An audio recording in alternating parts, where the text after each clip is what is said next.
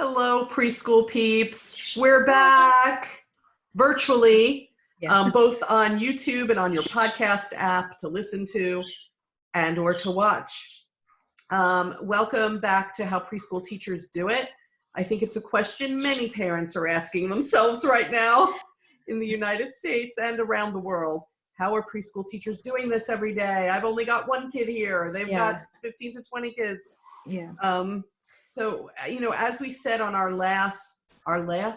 first episode in this format for the crisis that's going on right now with COVID-19, we started to do both YouTube and just audio on podcast apps, and we're going to keep that up. We are out of our regular format.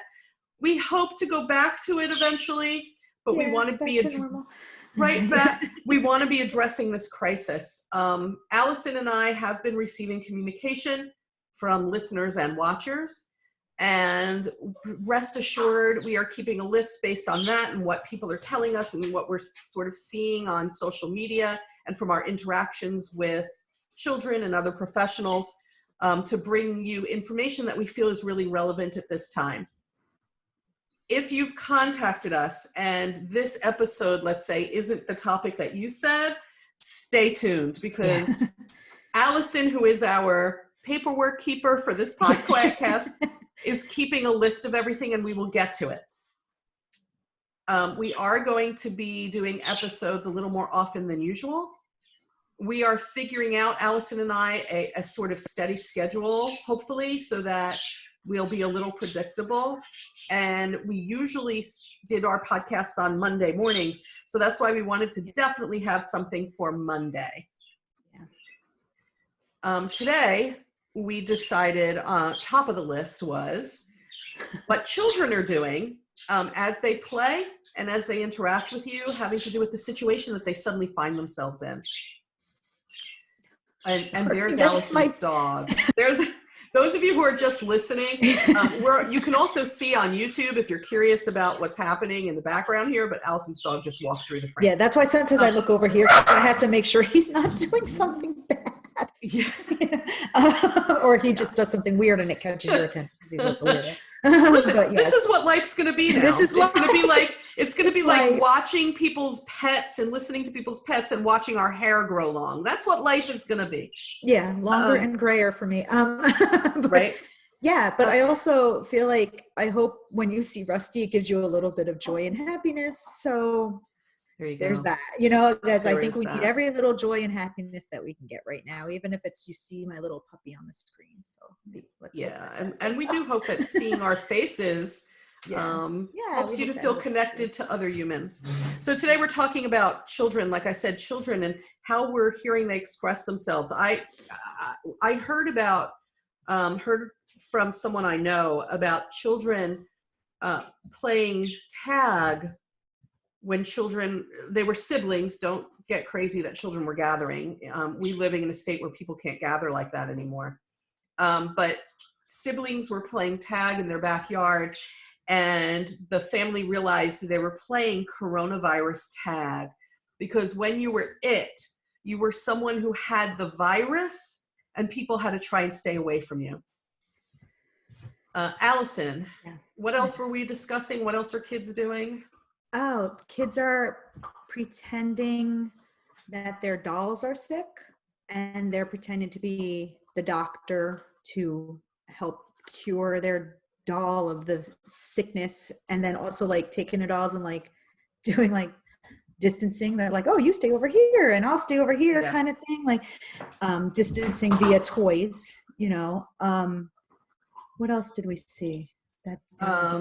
I'm thinking what else people told me or us.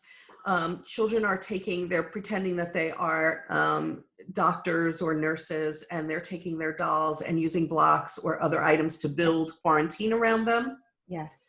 Yeah, they're building walls. Yeah, up and separating everybody. I feel like for kids, this is the only way they have to process what's going on. Yes. So they can sense, you might not be talking to your child directly, like, oh, there's a coronavirus or whatever, but their world changed a week ago, at least in my state. It changed. They couldn't go to school anymore. Certainly they're hearing the adults in their lives talk about what's going on outside of their walls. And they can probably sense how stressed and anxious everybody is. So the only way they have to process that is to play about it. That's how children process things. So it's how they always process things. It's why, as early childhood educators, we've said for so long, when people say to us, well, I don't want my child playing, but they have to. It's how they process their world. It's how they come to understand their world. And I think that we can see during this crisis, it's how young children are coming to understand what's suddenly happened to their lives. You know, there's a part of me, Alison, that wishes I could do that. I wish I could try to understand what suddenly has happened to my life through that sort of play, because sitting in our adult anxiety is no fun at all. Right. And I think maybe some adults are better at it than I am. Like, you know, I do see, like, I live in front of a soccer field that's in my town that you can still get into, because if you're distancing yourself, you're fine. And I do see more adults with no kids out there just running around the something happened, Rusty. So he's got something in his mouth and it's freaking, hair. Yeah, because you're doing things you're not supposed to do, Rusty. Okay. I do see people running more in like the Rusty, social distance. Okay. There you go. And I do think that people are maybe relieving their stress a little bit like that now. And I wish as an adult I was like that. If I could find something to play that would relieve the stress, or at least allow me to process it, you know. And I think that's what kids are doing, because they just do everything just so wonderfully naturally, you know, like and it's wonderful to kind of see like them work it out. You could almost see it, like them working it out. And I wish we all kind of had that. Yeah, I kind of agree. And I hope that adults, you know, if you've seen your children doing this, or in somehow reenacting it, whether it's this way or drawing or whatever it is they're doing, you know, as a parent, I can see how it would make me nervous, and I wouldn't quite know how to handle that. And I hope that we resist the urge to look at young children and say, stop that, or that's not funny, or that's not fun. They need to process it that way, so we need to let them do it. And when they're doing that, when they're doing something like taking dolls and putting them in isolation, we really need to watch them to see what they think that means. You know, I think it's a great opportunity to watch, just to see what are they thinking about this.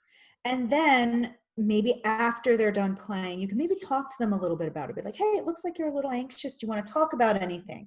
You know, do you want to talk about stuff? And it might be something completely different than what you're thinking. I mean, it might just be, I just want to see my friends. Like, you know, one of the parents in my class emailed and said that their daughter's like, this is taking forever. I didn't think it would take this long. It's only been 4 days. Amen. So like it's been 5 days, I think now. And so she was like, she just misses her friends. You know, she misses playing. She misses talking.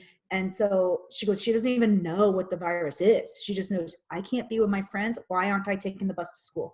You know, like that's, and so when she did talk to her about it, she goes, oh, it was kind of like easier than I thought in a way. Like she didn't even know the term like coronavirus. She didn't even know about social distancing. All she knew was like, I just want to see my friends. Why aren't I in school? You know? And so then she kind of explained it to her, but like, so it might not be as drastic as you think too, but I do think we need to try to alleviate whatever fears they have about it. And for every kid that might be different, you know? So I think we do need to try and alleviate fears, and I think we need to let the kids do their play. And then for young children, you can just say, you know, if they've put their doll in isolation or they've played tag and isolated somebody, you know, you can kind of just say, what happened? What were you doing?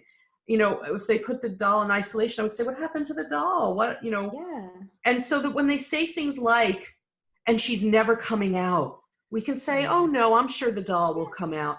This is how we're going to have to approach it. When they say, we were playing tag and the person can't come near us because they have it, you know, we have to say to people, to kids, we have to say, you know, we're doing that so that people stay healthy. They need to understand that the measures that are being taken now by the government are to try and keep people healthy, as well as help doctors to help us. And I think we need to be honest with kids at their developmental level and say things like that, and say things like, someday your doll will come out of isolation, or, oh yeah, because they're trying to keep it so that doctors can help everybody who gets this, like, when we go to the doctor, imagine if we couldn't get in because their waiting room was so full. We have to kind of put it in ways that are, I just keep thinking of Mr. Rogers when he said, whenever there's a crisis, look for the helpers. And I think we have to help children do that. We're trying to give the helpers a chance to help us. I think that even if you see your child playing that, like their doll is in isolation and they say something like they're never going to get out. So maybe you as the adult can take another doll and be like, well, let's protect this doll. She's a nurse. He's a doctor. He's a nurse. That's a good idea. She's a doctor. She's a nurse.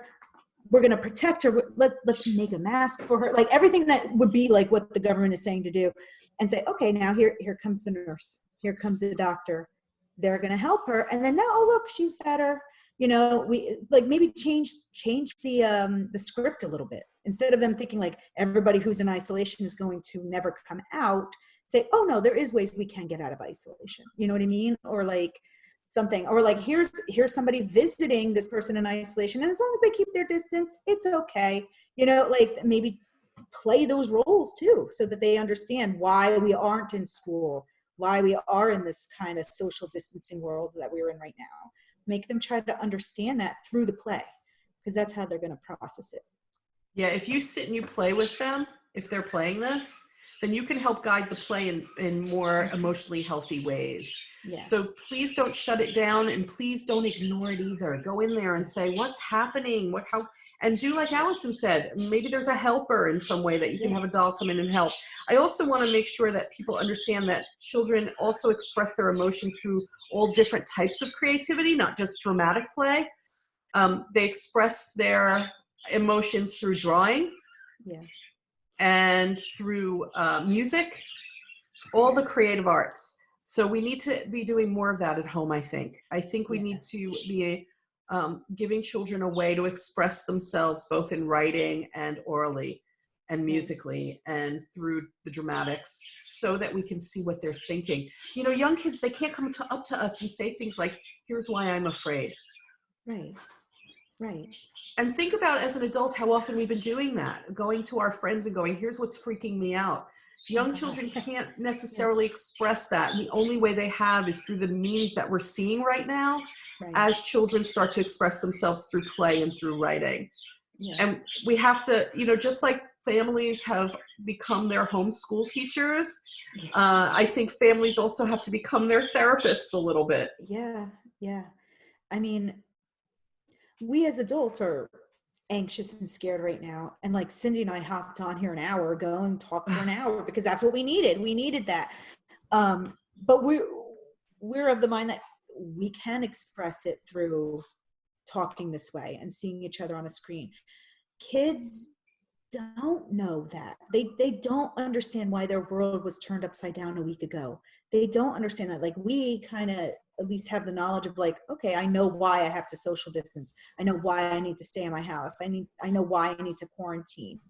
Kids don't understand that. They just are like, the only way to understand it is to kind of talk to them and play with them about it and letting them be creative and get it out. Just like adults, there are adults that are like, listen, I played like, more piano last week than I ever did before because we need that too.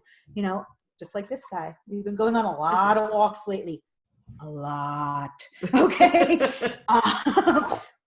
I need that, and he needs that too. He needs the peeps are seeing you. But it helps me to walk. It helps me to be in fresh air. It helps me to be in nature. It helps me. So like, try to find that kind of outlet for yourself. Yeah. And I think if you, if you have friends or family who are not feeling well, who are ill, and they should hear us talk about this, I think that we need to, have them do things that are positive and proactive. The Postal Service is still operating. They can make things to send to people. Yeah. Make cards or something to say, I miss you and I hope you get better. certainly we are all starting to harness this technology more rapidly than we ever dreamed. Oh, God. So Yeah, I think, take advantage of that. Yeah. And have them connect with their friends that way if you can. The more that we can give them the outlets to express themselves, the better off they may come out in the end. I think it's also important to say, and we may do a separate episode about this, the children are watching us very carefully to see how we react. Yeah. And they're going to learn about reacting to crisis from this. They're going to learn about anxiety from this. Yeah. What else, Allison?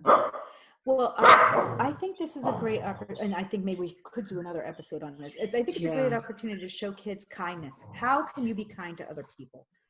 Like Cindy was saying, write a note to people that are sick. Write a note to strangers in the seniors' homes that are sick. Yeah. I want to do in my class like a act of kindness challenge, like things you could do even just around your house to help people out. I want to give and I want to videotape myself giving like a thank you note to the postal worker that's in my town, just so they can see like your act of kindness might not ever get a response, but it was still the nice thing to do. Like people need that. They need to see you, like what can you do around your house that's kind for your mom or your dad or your sibling, like things like that. Like now's the time we could teach kids, this is how you be kind when we can't be with our friends. This is how you can be kind when the world is a little stressful, because I think if we teach them that now, then when they have a pandemic 30 years from now, they'll be like, oh no, we're going to help people. Let me think, 30 years from now?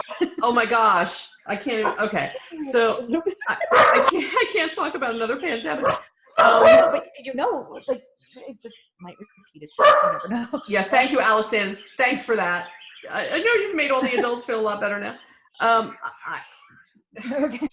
So yeah, maybe we'll do a separate episode about that also focuses on that. I think having children kind of do acts of kindness, though, like you're saying, what it also does is it gives them some power. We need to empower them. I feel so powerless right now because of the restrictions being imposed on us. I have a new understanding of young children and how they must feel. And I think when we're given power, we will feel a little better, even if it's the tiniest little bit. I think that we need to figure out how do we empower the children a little bit so that they also don't feel so rudderless. Yeah. And that's difficult. And I know that as we're saying this to a bunch of adults who are struggling, some people getting paid, some people not getting paid, some people having to go out there and work, and some people wanting to work but not being able to. So whatever situation you're in, some people home with their kids thinking, I can't last at this with this whole family home all the time. And then people like me where my kids are grown and not with me, but I can't be with them. No matter what you're in, the struggle is real. So, but I think when we are talking to young children, whether that's people like Alison online or people like their families at home, we have to be the people that, like Mr. Rogers said, we have to look for the helpers, and we're those helpers. So I hope that you find this information helpful.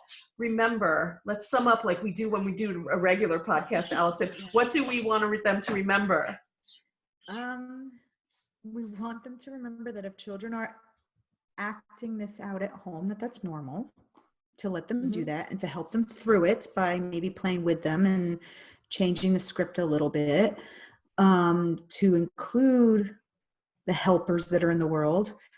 And to give them ways to be creative. Yes. Oh yeah. Be creative, drawing, music, even if you got to do like a dance party, something to get the creativity out and the stress levels down, if that's happening at your house. And when we say let them draw, what we mean is we're going to give them something to draw on and with, and we're not going to tell them what to draw. They have to be creating themselves. I remember after 9/11, I was a teacher at that point, a classroom teacher. For a long time, we had kids reenacting 9/11 in preschool classrooms. They would build tall block towers and then take a toy airplane and knock them down, or knock them down with their hands and talk about how all the people now are gone. We would see them drawing the towers. Yes. And we would have to sit there and have these conversations. Many of us, where Alison and I live, many of us knew people who died in the 9/11 attack, and we had to do these conversations with the kids. That went on for a really long time. So even when your children, right, it was long. Even when your children go back, oh God, it was so long. Even when your children go back to school, they're still going to be reacting to this, and they're still going to be doing that. So we need to understand that that's, again, as we said earlier, how they process what's happening to them or what has happened to them. And we need to go over there and scaffold their knowledge. Scaffolding knowledge means taking what they already know and adding something to it. I hope when we add to it, it's not take your feelings and stuff them inside. Instead, it's express your feelings, and I'm going to help you to understand how we're going to process this together. Right. And I think it's important for them to know, like, you have to tell them, like, I am here for you. Whatever you're feeling is fine. Just let me know how I can help you through that. I am here for you. That's what they need to hear. Right. We are in it together. We are a team. We are a team, whether it's your class or your own children or whoever you're watching. We are a team. We're in it together, and we're going to get out of it together, because we've gotten out of other things before. Don't worry, we'll get out of this. You know, folks, life may look different, but life will go on from, and it's going to be hard, and there are going to be struggles and bad times, but I really believe in, oh my gosh, I believe in listen to the children laugh. Yeah. And watch their play. Yeah. And we all look forward to when it's better. Yeah. We hope that you will subscribe, whether you're watching us on YouTube or you're listening to us on your podcast app.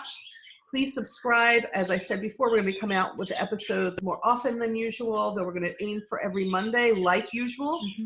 And if you have sent us a topic, rest assured, we are looking into it. Some of them take more research than others.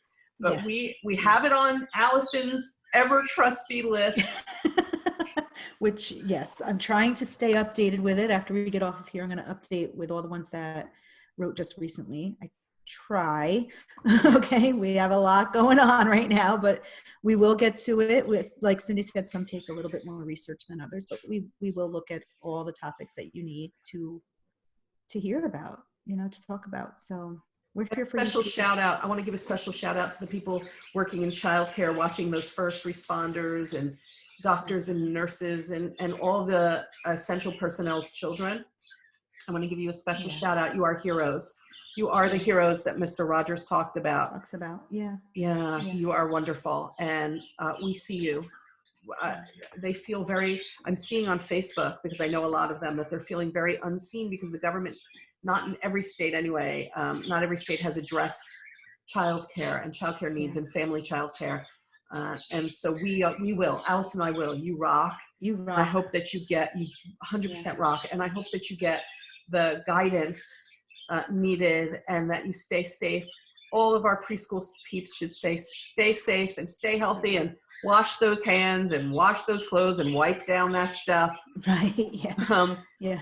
We will all become clean freaks together, embracing it. And we hope to catch you next time on the podcast. Take care, preschool peeps. Bye, peeps.